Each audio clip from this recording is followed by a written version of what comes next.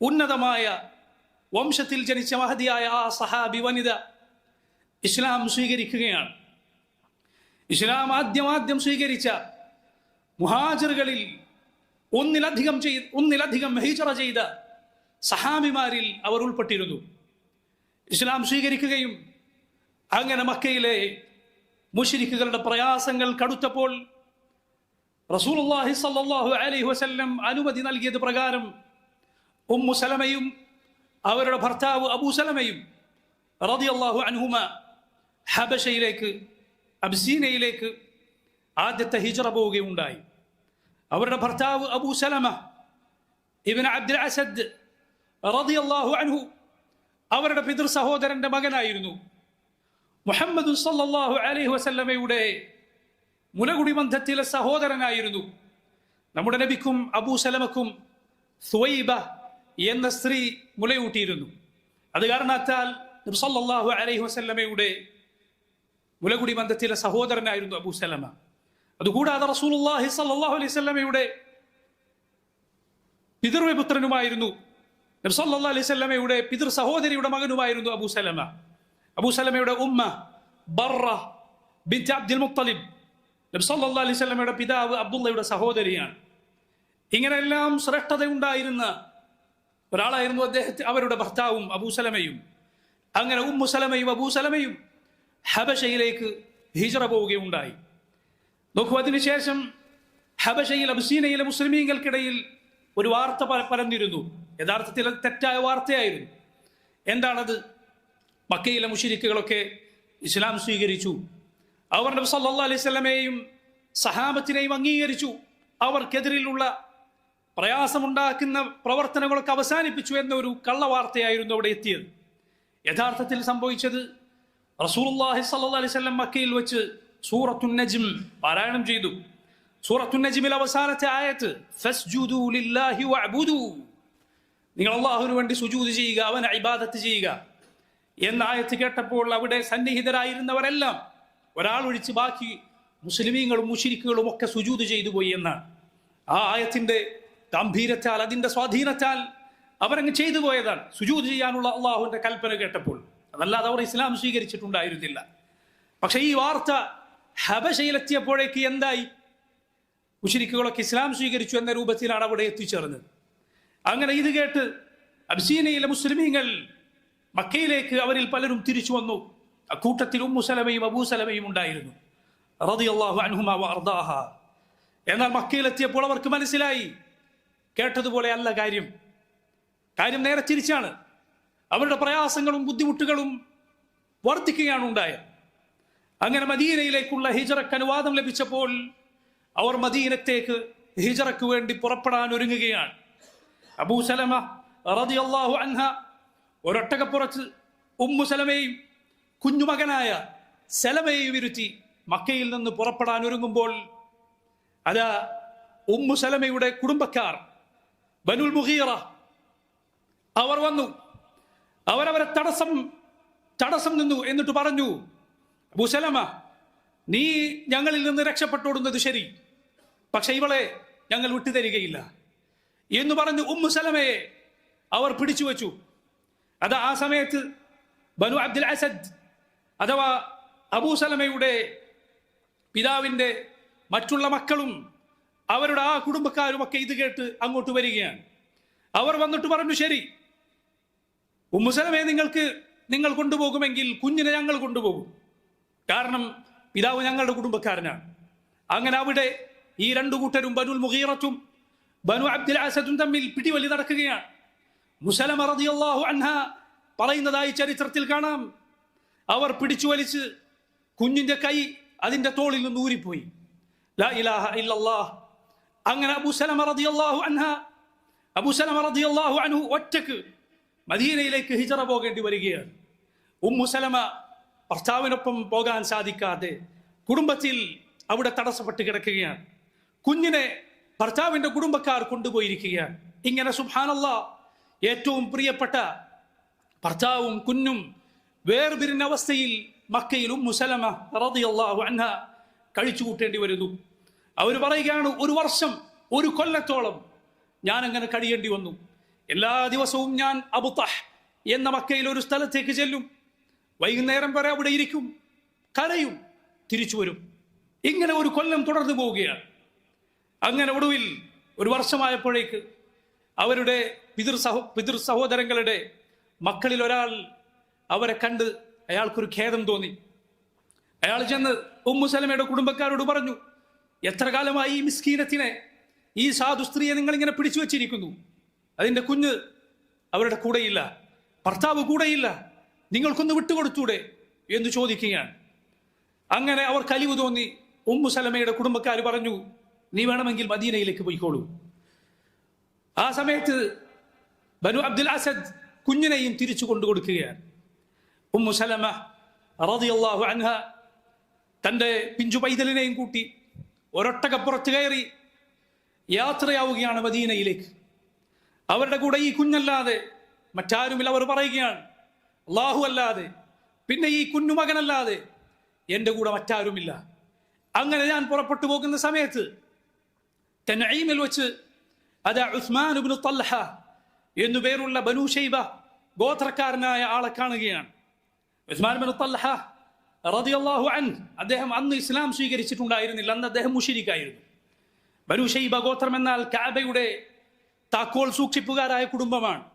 പിന്നീട് റസൂലുള്ളാഹി സ്വല്ലല്ലാഹു അലൈഹി വസല്ലം അദ്ദേഹത്തിന് കഅബയുടെ താക്കോൽ ഏൽപ്പിക്കുകയും, നിങ്ങൾ ഇത് കൈവശം വെച്ചോളൂ, ഖിയാമത്ത് നാൾ വരെ ഒരിക്കലും ഒരക്രമിയല്ലാതെ നിങ്ങളിൽ നിന്ന് ഈ താക്കോൽ എടുത്തു നീക്കുകയില്ല, പിടിച്ചു വെക്കുകയില്ല എന്ന് പറയുകയുണ്ടായി. ഇന്നും ബനൂ ശൈബ ഗോത്രക്കാരുടെ കൈകളിലാണ് കഅബയുടെ വാതിലിന്റെ താക്കോൽ. നോക്കൂ, ആ കുടുംബത്തിൽപ്പെട്ട ഉസ്മാൻ ഇബ്നു തൽഹ റളിയല്ലാഹു അൻഹു തൻഈമിൽ വെച്ച് ഉമ്മു സലമയെ കണ്ടിട്ട് പറഞ്ഞു, അബൂ ഉമയ്യയുടെ മകളെ എങ്ങോട്ടാണ് ഈ പോകുന്നത്? അവർ പറഞ്ഞു, ഞാൻ മദീനയിലേക്ക് പോവുകയാണ്. ആരാണ് കൂടെ ഉള്ളത്? ആരും കൂടെയില്ല. ഉസ്മാൻ ഇബ്നു തൽഹ ഉമ്മു സലമയെ മദീനയിലേക്ക് അവരെ കൊണ്ടുപോവുകയാണ്. നോക്കൂ നിങ്ങൾ, ഈ സംഭവവും അതുപോലുള്ള മറ്റ് സംഭവവും തെളിയിക്കുന്ന കാര്യമാണ്. നമുക്കെല്ലാവർക്കും അറിയാവുന്ന ഒരു വിഷയമുണ്ട്. ഒരു സ്ത്രീയെ സംബന്ധിച്ചിടത്തോളം അവൾക്ക് ഒറ്റയ്ക്കൊരു മഹറമില്ലാതെ ദീർഘയാത്ര പോവുക എന്നത് പാടില്ലാത്തതാണ്. ഒരു യാത്ര പോവുക എന്നത് പാടില്ലാത്തതാണ്. യാത്ര എന്ന് പറയാവുന്ന ദൂരം ഒരു പെണ്ണിന്, അള്ളാഹുവിലും പരലോകത്തിലും വിശ്വസിക്കുന്ന ഒരു പെണ്ണിന് മഹറമായ ഒരു പുരുഷനില്ലാതെ കൂടെ പോകാൻ പാടില്ല എന്നാണ്. മഹറമായ ഒരു പുരുഷൻ കൂടെ ഇല്ലാതെ. പക്ഷേ സുബ്ഹാനല്ലാഹ്, ഒരു സ്ത്രീ അവളുടെ ദീൻ സംരക്ഷിക്കാൻ വേണ്ടി ഹിജറ പോകേണ്ടി വന്നാൽ, അവളുടെ ദീൻ സംരക്ഷിക്കാൻ വേണ്ടി ഒരു നാട്ടിൽ നിന്ന് മറ്റൊരു നാട്ടിലേക്ക് പലായനം ചെയ്യേണ്ടി വന്നാൽ ഈ കാര്യത്തിൽ അവൾ കിളവുണ്ട് എന്ന് പണ്ഡിതന്മാർ ഈ സംഭവം അതുപോലുള്ള മറ്റു പല സംഭവങ്ങളുടെയും വെളിച്ചത്തിൽ പറഞ്ഞത് കാണാം. നിങ്ങൾ നോക്കൂ, ദീനിന്റെ പ്രാധാന്യം എത്ര വലുതാണ് എന്ന് നമ്മളിവിടെ ചിന്തിക്കുക. നമ്മുടെ ദീൻ അതെത്രമാത്രം പ്രാധാന്യത്തോടെ നമ്മൾ സംരക്ഷിക്കേണ്ടതാണ്. ഈ തൗഹീദിൽ, ഈ ഇസ്ലാമിൽ ഉറച്ചു നിൽക്കാൻ എത്രമാത്രം നമ്മൾ ശ്രദ്ധിക്കേണ്ടതാണ് എന്ന പാഠം അതിലുണ്ട്. നോക്കൂ നിങ്ങൾ, ഉമ്മു സലമ പറയുകയാണ്, ഉസ്മാൻ ഇബ്നു തൽഹ അദ്ദേഹം മദീനയിൽ എന്നെ കൊണ്ടാക്കി തന്നു. ഉസ്മാൻ ഇബ്നു തൽഹയെ പോലെ മാന്യനായ മറ്റൊരു മനുഷ്യനെ അറബികളിൽ ഞാൻ വേറെ കണ്ടിട്ടില്ല. കാരണം അദ്ദേഹം എന്താണ് ചെയ്യുക? യാത്രയിൽ അദ്ദേഹം ഒട്ടകത്തെ ഇങ്ങനെ കൊണ്ടുപോകും. എന്നിട്ട് ഇറങ്ങേണ്ട സ്ഥലമായാൽ ഇറങ്ങാൻ ഒരുക്കിക്കൊടുത്ത് അദ്ദേഹം ഒരു ഏതെങ്കിലും തണലിലേക്ക് മാറി നിൽക്കും. ഉമ്മു സലമയുടെ അരികിലേക്ക് വരികയില്ല. എന്നിട്ട് പിന്നെ പുറപ്പെട്ടു പോകാൻ സമയമായാൽ അദ്ദേഹം ഒട്ടകത്തെ ഒരുക്കി നിർത്തുകയും എന്നിട്ട് ഉമ്മു സലമയോട് കയറാൻ പറയുകയും എന്നിട്ട് അദ്ദേഹം മാറി നിൽക്കുകയും ചെയ്യും. ഇങ്ങനെ നോക്കൂ, അദ്ദേഹം പോയി. അതുകൊണ്ട് ഉമ്മു സലമ പറഞ്ഞു, ഇതുപോലെ മാന്യനായ മറ്റൊരു മനുഷ്യനെ അറബികളുടെ കൂട്ടത്തിൽ ഞാൻ കണ്ടിട്ടില്ല. നമ്മൾ ഓർക്കുക, ഉസ്മാൻ ഇബ്നു തൽഹ ആ സമയത്ത് മുസ്ലിം ആയിരുന്നില്ല, അദ്ദേഹം മുശ്രിക്കായിരുന്നു. അങ്ങനെ നോക്കൂ, മദീനയിൽ ഖുബാ മസ്ജിദിന്റെ അരികിൽ ബനു അംർ ഇബ്നു ഔഫ് താമസിക്കുന്ന ഖുബാ മസ്ജിദ് കാണുന്ന ദൂരത്തെത്തിയപ്പോൾ ഉസ്മാൻ ഇബ്നു തൽഹ ഉമ്മു സലമയോട് പറഞ്ഞു, ഇതാണ് നിന്റെ ഭർത്താവ് താമസിക്കുന്ന നാട്, അതുകൊണ്ട് ഫദ്ഖുലി അലാ ബറകത്തില്ലാഹ്, അല്ലാഹുവിന്റെ അനുഗ്രഹത്താൽ കയറിക്കോളൂ അങ്ങോട്ട്. അങ്ങനെ ഉമ്മു സലമ റളിയല്ലാഹു അൻഹ അവിടെ ഭർത്താവിന്റെ അരികിലേക്ക് ചെല്ലുകയാണ്. നിങ്ങളൊന്ന് ആലോചിച്ച് നോക്കൂ, ഒന്ന് സങ്കല്പിച്ചു നോക്കൂ, എന്തായിരിക്കും ആ സമാഗമം, ആ സന്തോഷത്തിന്റെ കണ്ണീരിന് എന്തുമാത്രം മധുരമായിരിക്കും എന്നാലോചിച്ചു നോക്കൂ. ഒരു വർഷത്തെ വേർപാടിന് ശേഷം അവർ വീണ്ടും കണ്ടുമുട്ടുകയാണ്. അങ്ങനെ നോക്കൂ, മദീനയിൽ ഇസ്ലാമിന്റെ തണലിൽ മുഹമ്മദുൻ സല്ലല്ലാഹു അലൈഹി വസല്ലമയുടെ സഹാബത്തിന്റെ കൂടെ, മറ്റുള്ളവരുടെ കൂടെ അവർ ജീവിതം ആരംഭിക്കുന്നു. എന്നാൽ അവരുടെ കുടുംബജീവിതം അത് അധികകാലം ഒരുമിച്ച് പോവുകയുണ്ടായില്ല. അബൂ സലമ റളിയല്ലാഹു അൻഹു അദ്ദേഹത്തിന് ഉഹുദിൽ പരിക്കേൽക്കുകയുണ്ടായി. ഉഹുദിലെ പരിക്ക് അത് കൂടി അദ്ദേഹത്തിന്റെ അവസ്ഥ, ആരോഗ്യസ്ഥിതി മോശമായിക്കൊണ്ടിരുന്നു. അബൂ സലമ ആ സമയത്ത് ദുആ ചെയ്തുവെന്ന് നമുക്ക് ചരിത്രത്തിന്റെ ഗ്രന്ഥങ്ങളിൽ കാണാം. അല്ലാഹുമ്മ അർസുഖ് ഉമ്മ സലമത ബഅദി റജുലൻ ഖൈറൻ മിന്നി ലാ യുഹ്സിനുഹാ വലാ യുഅദീഹാ. അല്ലാഹുവേ, ഉമ്മു സലമക്ക് എന്റെ കാലശേഷം എന്നെക്കാൾ നല്ല ഒരു ഭർത്താവിനെ നൽകണമേ, അവളെ വേദനിപ്പിക്കാത്ത, അവളെ സങ്കടപ്പെടുത്താത്ത ഒരു ഭർത്താവിനെ നൽകണമേ എന്ന് അബൂ സലമ ദുആ ചെയ്തുവെന്നാണ്. അങ്ങനെ അബൂ സലമ റളിയല്ലാഹു അൻഹു മരണപ്പെട്ടു. അല്ലാഹുവിന്റെ റസൂൽ സല്ലല്ലാഹു അലൈഹി വസല്ലം അവിടേക്ക് വന്നു. തുറന്നിരിക്കുന്ന അബൂ സലമയുടെ കണ്ണുകൾ അടച്ചു. എന്നിട്ട് പറഞ്ഞു, ഇന്ന റൂഹ ഇദാ ഖുബിദ തബിഅഹുൽ ബസർ. റൂഹ് പിടിക്കപ്പെട്ടാൽ കണ്ണുകൾ റൂഹിന്റെ പിന്നാലെ പോകും. അതുകൊണ്ടാണ് മരിച്ചവരുടെ കണ്ണിങ്ങനെ മിഴിച്ചിരിക്കുന്നത്. റസൂലുള്ളാഹി സ്വല്ലല്ലാഹു അലൈഹി വസല്ലം ആ കണ്ണുകൾ അടച്ചു. എന്നിട്ട് ദുആ ചെയ്തു, അല്ലാഹുമ്മ ഗ്ഫിർ ലി അബീ സലമ വർഫഅ ദറജതഹു ഫിൽ മഹ്ദിയീൻ വഖ്ലുഫ്ഹു ഫീ അഖിബിഹി ഫിൽ ഗാബിരീൻ വഗ്ഫിർ ലനാ വലഹു യാ റബ്ബൽ ആലമീൻ വഫ്സഹ് ലഹു ഫീ ഖബ്രിഹി വനവ്വിർ ലഹു ഫീഹി. അല്ലാഹുവേ, അബൂ സലമക്ക് നീ പുറത്തു കൊടുക്കണമേ. അല്ലാഹുവേ, അബൂ സലമയുടെ പദവി നീ ഉയർത്തി നൽകണമേ. നല്ല പിൻഗാമികളെ നീ അബൂ സലമക്ക് നൽകണമേ. ഞങ്ങൾക്കും അബൂ സലമക്കും നീ പുറത്തു കൊടുക്കണമേ. അബൂ സലമയുടെ ഖബർ റബ്ബേ നീ വിശാലമാക്കണമേ. ആ ഖബറിൽ നീ പ്രകാശം നിറയ്ക്കണമേ എന്ന് റസൂലുള്ളാഹി സ്വല്ലല്ലാഹു അലൈഹി വസല്ലം ദുആ ചെയ്തു. മയ്യിത്ത് സന്ദർശിക്കുമ്പോൾ പ്രാർത്ഥിക്കൽ സുന്നത്തായ ദുആ ആണ്. അല്ലാഹുമ്മ ഗ്ഫിർ എന്ന് പറഞ്ഞ ആളുടെ പേര് പറയുക. അല്ലാഹുമ്മ ഗ്ഫിർ ലി അബീ സലമ എന്ന് നബി സല്ലല്ലാഹു അലൈഹി വസല്ലം പറഞ്ഞതുപോലെ, വർഫഅ ദറജതഹു ഫിൽ മഹ്ദിയീൻ വഖ്ലുഫ്ഹു ഫീ അഖിബിഹി ഫിൽ ഗാബിരീൻ വഗ്ഫിർ ലനാ വലഹു യാ റബ്ബൽ ആലമീൻ വഫ്സഹ് ലഹു ഫീ ഖബ്രിഹി വനവ്വിർ ലഹു ഫീഹി. അബൂ സലമ മരണപ്പെട്ടു. നോക്കൂ, ഉമ്മു സലമ റളിയല്ലാഹു അൻഹ ആ സമയത്ത് ഓർക്കുകയാണ്. അബൂ സലമ നബിയിൽ നിന്ന് കേട്ടു പറഞ്ഞു തന്ന ഒരു ഹദീസ് എന്താണത്? നബി സല്ലല്ലാഹു അലൈഹി വസല്ലം പറഞ്ഞിട്ടുണ്ട്, നിങ്ങൾക്കാർക്കെങ്കിലും ഒരു മുസീബത്ത് ബാധിച്ചാൽ, ഒരു ആപത്തുണ്ടായാൽ, ഒരു നഷ്ടമുണ്ടായാൽ പ്രാർത്ഥിക്കുക, ഇന്നാ ലില്ലാഹി വ ഇന്നാ ഇലൈഹി റാജിഊൻ. അല്ലാഹുമ്മ അജുർനി ഫി മുസീബതി വഅഖ്ലിഫ് ലി ഖൈറൻ മിൻഹാ ഇന്നാ ലില്ലാഹി വ ഇന്നാ ഇലൈഹി റാജിഊൻ. ഇസ്തിർജാ എന്നാണ് ആ വാക്കിന് പറയുക. ഏറെ ശ്രേഷ്ഠമായ വാക്കാണ്. ഒരു മുസ്ലിമിന്റെ വിശ്വാസം ആ വാചകത്തിലുണ്ട്. ചില പണ്ഡിതന്മാർ മുഹമ്മദ് സല്ലല്ലാഹു അലൈഹി വസല്ലമയുടെ ഉമ്മത്തിന് അള്ളാഹു പ്രത്യേകമായി നൽകിയ വാചകമാണത് എന്ന് പറഞ്ഞത് കാണാം. ഇന്നാ ലില്ലാഹ്, ഞങ്ങളെല്ലാം അള്ളാഹുവിൻ്റെതാണ്, വ ഇന്നാ ഇലൈഹി റാജിഊൻ, നമ്മൾ അവനിലേക്ക് തിരിച്ചു പോകേണ്ടവരാണ്. അതിന്റെ കൂടെ ദുആ ചെയ്യുക, അല്ലാഹുമ്മ അജുർനി ഫി മുസീബതി, അല്ലാഹുവേ, ഈ ആപത്തിൽ, ഈ നഷ്ടത്തിൽ നീ എനിക്ക് പ്രതിഫലം നൽകണമേ. വ അഖ്ലിഫ് ലി ഖൈറൻ മിൻഹാ, അല്ലാഹുവേ, ഈ നഷ്ടപ്പെട്ടതിന് നീ എനിക്ക് ഇതിനേക്കാൾ നല്ലത് പകരം നൽകണമേ. പരിശുദ്ധ ഖുർആനിലെ ആയത്തിന്റെ താല്പര്യമാണ് ആ ദുആയിലുള്ളത്. അല്ലാഹു പറഞ്ഞതുപോലെ, റബ്ബ് സുബ്ഹാനഹു വ തആല അവന്റെ കിതാബിൽ പറഞ്ഞതുപോലെ, വലനബ്ലുവന്നകും ബിശൈഇൻ മിനൽ ഖൗഫി വൽ ജൂഇ വനഖ്സിൻ മിനൽ അംവാലി വൽ അൻഫുസി വസ്സമറാത്ത് വബശ്ശിരിസ് സാബിരീൻ الذين إذا أصابتهم مصيبة قالوا إنا لله وإنا إليه راجعون أولئك عليهم صلوات من ربهم ورحمة وأولئك هم المهتدون. നാം നിങ്ങളെ പരീക്ഷിക്കുക തന്നെ ചെയ്യും. ബിശൈഇൻ മിനൽ ഖൗഫി, ഒരൽപ്പം ഭയപ്പാട് നൽകിക്കൊണ്ട്, അതുപോലെ പട്ടിണി കൊണ്ട്, വിഭവങ്ങളിലും കൂടെയുള്ളവരിലുമുള്ള നഷ്ടം കൊണ്ട്, ആൾ നഷ്ടം കൊണ്ട്, അതുപോലെ വിഭവങ്ങളിലെ നഷ്ടം കൊണ്ട്. വബശ്ശിരിസ് സാബിരീൻ, ക്ഷമാശീലർക്ക് സന്തോഷ വാർത്ത അറിയിക്കുക. ലദീന ഇദാ അസാബത്ഹും മുസീബ, അവർക്ക് വല്ല മുസീബത്തും ബാധിച്ചാൽ ഖാലു, അവർ പറയും, ഇന്നാ ലില്ലാഹി വ ഇന്നാ ഇലൈഹി റാജിഊൻ ഉലൈക അലൈഹിം സ്വലവാത്തും മിർ റബ്ബിഹിം വറഹ്മ, അവരുടെ റബ്ബിങ്കൽ നിന്നുള്ള അനുഗ്രഹങ്ങളും കാരുണ്യവും അവർക്കാണുള്ളത്. വഉലൈക ഹുമുൽ മുഹ്തദൂൻ, അവരാണ് സന്മാർഗം സിദ്ധിച്ച ആളുകൾ. ഈ പറഞ്ഞ ആയത്തിന്റെ താല്പര്യമാണ് ഈ ദുആ. ഇമാം ഇബ്നു കസീർ അദ്ദേഹം പറഞ്ഞു, അതിവേഗം ഉത്തരം ലഭിക്കുന്ന ദുആയിലൊന്നാണ് ഇന്നാ ലില്ലാഹി വ ഇന്നാ ഇലൈഹി റാജിഊൻ എന്ന വാക്ക്. സഹോദരൻ, നിനക്ക് ഏത് നഷ്ടമുണ്ടായാലും, എന്താപത്ത് ബാധിച്ചാലും പറയുക, ഇന്നാ ലില്ലാഹി വ ഇന്നാ ഇലൈഹി റാജിഊൻ. അല്ലാഹുമ്മ അജുർനി ഫീ മുസീബതി, അല്ലാഹുവേ, ഈ നഷ്ടത്തിൽ നീ എനിക്ക് പ്രതിഫലം നൽകണമേ. വ അഖ്ലിഫ് ലി ഖൈറൻ മിൻഹാ, ഇതിനേക്കാൾ നല്ലത് പകരം നൽകണമേ. ഉമ്മു സലമ ആ സമയത്ത് ഓർത്തു, അബൂ സലമയേക്കാൾ നല്ല ഒരു ഭർത്താവിനെ ഇനി എനിക്ക് ആരെ കിട്ടാനാണ്? ഇസ്ലാമിൽ ആദ്യം ഹിജറ പോയ കുടുംബം അബൂ സലമയുടെ കുടുംബമാണ്. ഈ ത്യാഗങ്ങളെല്ലാം ഇസ്ലാമിനു വേണ്ടി സഹിച്ച ഇത്ര നല്ല ഭർത്താവ്, അബൂ സലമയേക്കാൾ ഇനി ഏത് നല്ല ഭർത്താവിനെയാണ് എനിക്ക് ലഭിക്കുക? പക്ഷെ അള്ളാഹുവിന്റെ റസൂൽ സല്ലല്ലാഹു അലൈഹി വസല്ലം പഠിപ്പിച്ച ദുആ ആണല്ലോ. അതുകൊണ്ട് ഉമ്മു സലമ അത് പറഞ്ഞു. അവർ പറയുകയാണ്, ഫഅഖ്ലഫല്ലാഹു ലീ റസൂലല്ലാഹി സല്ലല്ലാഹു അലൈഹി വസല്ലം, അള്ളാഹു എനിക്ക് അബൂ സലമയ്ക്ക് ശേഷം ഭർത്താവായി നൽകിയത് അള്ളാഹുവിന്റെ റസൂലിനെയാണ് സല്ലല്ലാഹു അലൈഹി വസല്ലം, മുഹമ്മദുൻ സല്ലല്ലാഹു അലൈഹി വസല്ലമയാണ്.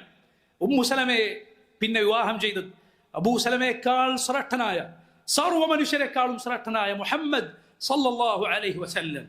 സഹീഹ് മുസ്ലിമിൽ കാണാം, ഉമ്മു സലമ പറയുന്നു, നബി സല്ലല്ലാഹു അലൈഹി വസല്ലം എന്നെ വിവാഹം ആലോചിച്ചുകൊണ്ട് ആളെ അയച്ചു. ഞാൻ പറഞ്ഞു, ഞാൻ ഗൈറത്തുള്ള ഒരു സ്ത്രീയാണ്, എനിക്ക് വേഗം ദേഷ്യം പിടിക്കും. ഗൈറത്ത് എന്ന വാക്ക് പ്രത്യേകിച്ച് ഭർത്താവിന് വേറെ ഭാര്യമാരുണ്ടായാൽ ആ വിഷയവുമായി ബന്ധപ്പെട്ടുണ്ടാകുന്ന രോഷത്തിന് പറയുന്ന വാക്കാണ്. അതുള്ള സ്ത്രീയാണ് ഞാൻ. അതുപോലെ എനിക്ക് മക്കളുണ്ട്, എനിക്ക് പെൺമക്കളുണ്ട്, അവരുടെ ചെലവുകൾ വരും നബിയെ. റസൂലുള്ളാഹി സ്വല്ലല്ലാഹു അലൈഹി വസല്ലം അവർക്ക് മറുപടിയായി പറഞ്ഞയച്ചു, അമ്മ ഇബ്നതുഹ ഫനദഉല്ലാഹ അയുഗ്നിയഹ അൻഹ, മക്കളുണ്ട് എങ്കിൽ അവർക്ക് അവരുടെ ആവശ്യത്തിനുള്ളത് നൽകാൻ അള്ളാഹുവിനോട് നമുക്ക് ദുആ ചെയ്യാം. വഅദഉല്ലാഹ അൻ യുദ്ഹിബ ബിൽ ഗൈറ, ആ ദേഷ്യമുണ്ടല്ലോ അത് പോകാൻ, ആ മോശമായ അവസ്ഥ മാറാൻ അള്ളാഹുവിനോട് നമുക്ക് ദുആ ചെയ്യാം. അങ്ങനെ അള്ളാഹുവിന്റെ റസൂൽ സല്ലല്ലാഹു അലൈഹി വസല്ലം ഉമ്മു സലമയെ വിവാഹം ചെയ്തു. നോക്കൂ, ഉമ്മുൽ മുഅ്മിനീൻ, മുഅ്മിനീങ്ങളുടെ ഉമ്മ എന്ന പദവിയിലേക്ക് ഈ ലോകത്തെയും പരലോകത്തെയും റസൂലുള്ളാഹി സ്വല്ലല്ലാഹു അലൈഹി വസല്ലമയുടെ ഇണകളുടെ പദവിയിലേക്ക് ഉമ്മു സലമ റളിയല്ലാഹു അൻഹ എത്തിച്ചേർന്നു. നബി സല്ലല്ലാഹു അലൈഹി വസല്ലമയുടെ കാലശേഷം ദീർഘകാലം ഉമ്മു സലമ ജീവിച്ചിരുന്നു. അല്ല, നബിയുടെ ഭാര്യമാരിൽ അവസാനം മരണപ്പെട്ടത് ഉമ്മു സലമയായിരുന്നു. ഉമ്മു സലമയായിരുന്നു. അവർ മരണപ്പെട്ടത് ഹിജറ 59-ലാണ്. നബി സല്ലല്ലാഹു അലൈഹി വസല്ലമയുടെ പേരക്കുട്ടി ഹുസൈൻ റളിയല്ലാഹു അൻഹു കർബലായിൽ വെച്ച് കൊല്ലപ്പെട്ട വാർത്ത അവരറിയുകയുണ്ടായി. അത് കേട്ടവർ ബോധരഹിതയായി വീണു. പിന്നെ അവർക്ക് പ്രയാസങ്ങൾ ഉണ്ടായി. അതിനുശേഷം അധികകാലം അവർ ജീവിച്ചത് തന്നെയില്ല. ഇങ്ങനെയാണ് ഉമ്മു സലമ റളിയല്ലാഹു അൻഹ മരണപ്പെട്ടത്. സഹാബികളിൽപ്പെട്ട മക്കൾ അവർക്കുണ്ടായിരുന്നു. ഉമർ ബിൻ അബി സലമ, അതുപോലെ സലമ, സൈനബ് ബിൻത് അബി സലമ, ഇങ്ങനെ സഹാബിമാരായ മക്കൾ. അതുപോലെ ദുർറ എന്ന മറ്റൊരു സന്താനവും അവർക്കുണ്ടായിരുന്നു എന്ന് ചരിത്രത്തിന്റെ ഗ്രന്ഥങ്ങളിൽ കാണാം. നോക്കൂ പ്രിയ സഹോദരങ്ങളെ, ചിന്തിച്ചു നോക്കൂ, ആലോചിച്ചു നോക്കൂ. ഇവരാണ് നമ്മുടെ മുൻഗാമികൾ. എത്ര ത്യാഗം നിറഞ്ഞ ചരിത്രമാണ് അവരുടെ, എത്ര ക്ഷമ നിറഞ്ഞ ചരിത്രമാണ് അവരുടെ. ഒരു കവി മുമ്പ് പാടിയിട്ടുള്ളതുപോലെ, ഉലൈക ആബാഇ ഫജിഇനി ബിമിസ്ലിഹിം ഇദാ ജമഅത്ഹും യാ ജരീറുൽ മജാമിഉ, അവരാണ് എൻ്റെ പൂർവ്വപിതാക്കൾ, അവരെ പോലുള്ളവരെ കൊണ്ടുവരാൻ ആർക്കാണ് സാധിക്കുക? അവരുടെ ചരിത്രം സഹോദരങ്ങളെ ഹൃദയം കുളിർപ്പിക്കുന്ന, ഹൃദയം നന്നാക്കുന്ന, ദീനിൽ നമുക്ക് ആവേശവും താല്പര്യവും ഉണ്ടാക്കി തരുന്ന ചരിത്രമാണ്. കർർ അലയ്യ ഹദീസഹും യാ ഹാദി ഫഇന്ന ഹദീസഹും ഫഹദീസുഹും യജ്ലുൽ ഫുആദ അസ്സാദി. മറ്റൊരു കവി പറഞ്ഞിട്ടുള്ളതുപോലെ, കർർ അലയ്യ ഹദീസഹും യാ ഹാദി, അവരുടെ ചരിത്രം ആവർത്തിച്ച് എന്നെ കേൾപ്പിക്കൂ. ഫഹദീസുഹും യജ്ലുൽ ഫുആദ അസ്സാദി, തുരുമ്പ് പിടിച്ച ഹൃദയങ്ങൾ അത് മിനുക്കി നന്നാക്കി നൽകുന്ന, ഹൃദയത്തിലെ കറകൾ നീക്കിക്കളയുന്ന ചരിത്രമാണ് അവരുടെ ചരിത്രം. അല്ലാഹു റബ്ബുൽ ആലമീൻ ആ മഹാന്മാരായ മുൻഗാമികളുടെ, ആ മഹദികളായ മുൻഗാമികളുടെ ചരിത്രത്തിൽ, അവരുടെ പാതയിൽ എന്ന് ഉറച്ചു നിൽക്കാൻ, അതിലായി ജീവിച്ചു മരിക്കാൻ നമുക്ക് തൗഫീഖ് ചെയ്യുമാറാകട്ടെ.